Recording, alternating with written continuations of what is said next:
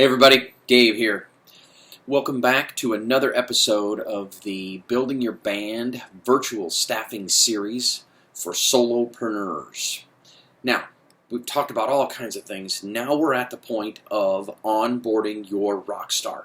You've gone through the process of designing what you want, who you want, what kind of person. Now we got to get them in the band, and we got to get them productive, and we got to get them making music with the rest of us.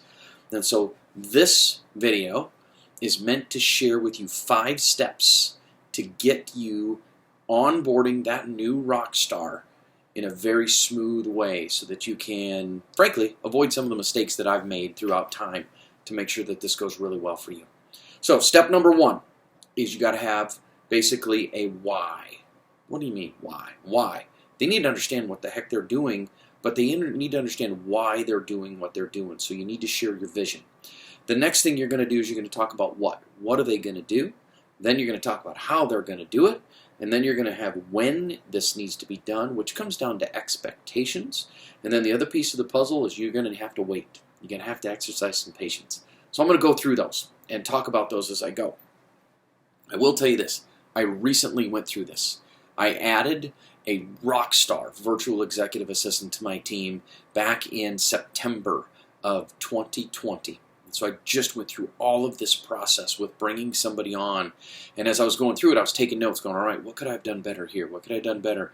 And that is the whole inspiration for this Building Your Band series, is to share with you how to bring them on so that it's successful and doesn't waste a bunch of time and money in the process of going through this together. So the why. Make sure that you take the time, once you have found this person, you probably even shared this in your interview process with them, of the vision of where you're going with your business. They need to understand what you are all about, why you're doing what you're doing, and why they're doing it.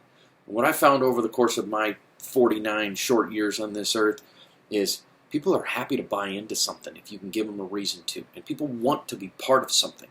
So you need to make sure that this new rock star understands what the purpose of the band is and what you're doing and where you're going so they can help get you there. The next piece is the what. The what is go back to that delegation list that we talked about. You should have downloaded that resource from my website. It's a worksheet on how to figure out what you should delegate on and get off of your plate. If you don't have it, go to my website, go to gabenelsonfinancial.com/resources and download that worksheet, so that you can then figure out what they're going to do. That would be what I call your delegation list, the things that you're going to get off of your plate. And so you're going to walk them through those steps of the things that they're going to be doing, and then the steps come into the what I call the how. Now the how breaks down into 2 things. The first is going to be the what I call access. Access to what? And then the second piece of that is what I call the workflow. All right. So the access really comes down to tools, and the tools basically are this. All right. What are they going to need to be successful when they're helping you? Are they going to need Are you going to need to buy them a computer? Do they need a phone line? Do they just need an app for a phone system that's a voice over IP phone system? Do they need an email address? Do they need login credentials for all of the websites and the things that you're going to have them do? What are the places they need access or equipment to be able to do what they need to do? The next piece is what I call the workflows. That's the systems. Now, most of you solopreneurs are just like me. You're doing this stuff by yourself for many, many years. It's all right up in your head, and you just kind of go through the processes, and you just know what you got to do because you've always done it. Well, guess what?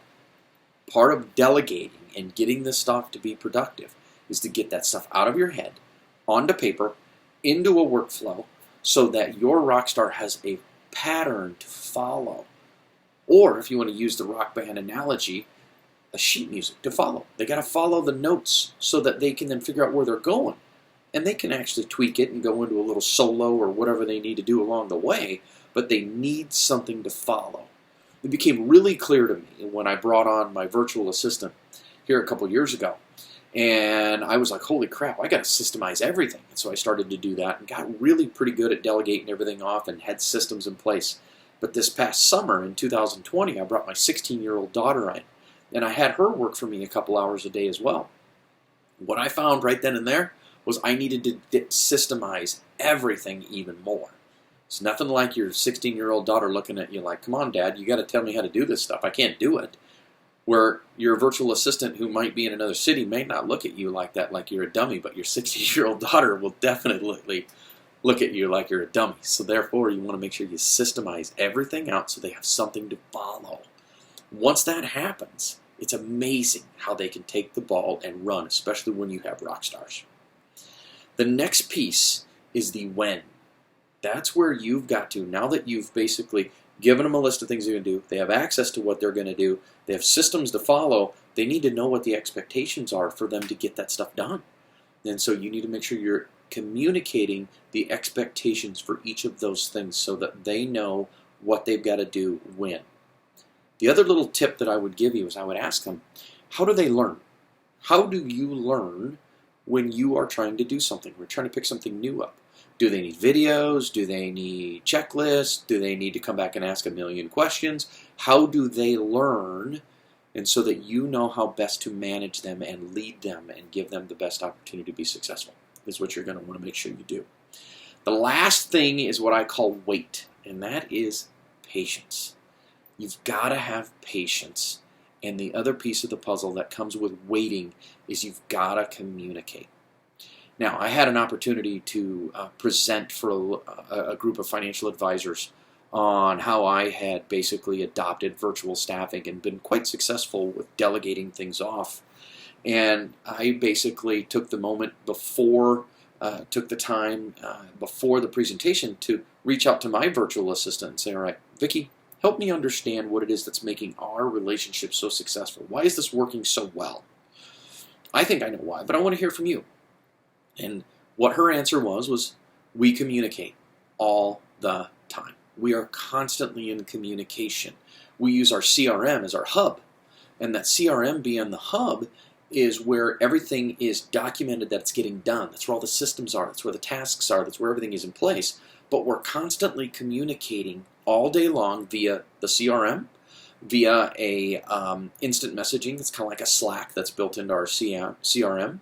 We're communicating via email, via text, and even sometimes we have phone calls like, hey, by the way, I need you to take care of this right away. We're constantly communicating, and that has been absolutely amazing. It's built tremendous trust amongst us because we're always in communication, making sure we're on the same page and going from there. So I'm going to come back around to the patience piece. The thing you need to remember is Rome was not built in a day. You know it took you a while to get proficient to what you're doing. You need to have some grace with these people. When you bring a rock star on, yes, they're going to rock and they're going to be awesome. But you got to give them a little time to get acclimated. You got to give them a little time to get comfortable with the rest of the band. And they got to get comfortable with how this works so they know how to rock. And so you're going to want to make sure you take the time and give them some patience so that that investment you put into that person and that time will pay for itself many, many times over as you go through. So the 5 things you have to remember when you bring somebody on is 1, you got to remember why. Why are they doing what they're doing? Share your vision.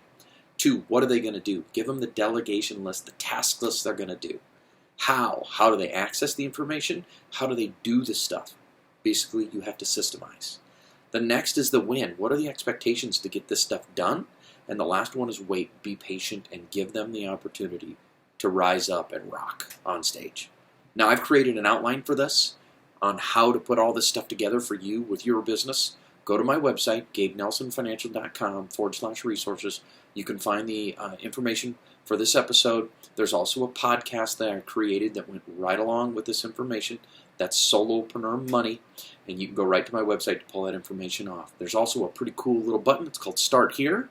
Talks you through my sales process, that if you are like, hey, I want Gabe to help me, I want him to take care of my financial planning and help me create the life that I want because I'm one of those people that wants to delegate this off so I can go live this other great life while Gabe takes care of that, let me know. Let's have a conversation. You can walk through the process to show you what it is that I'm going to explain and how I go through understanding if we're a good fit for each other. And if we are, then great. I look forward to hearing from you. Thanks a lot. Have a great day.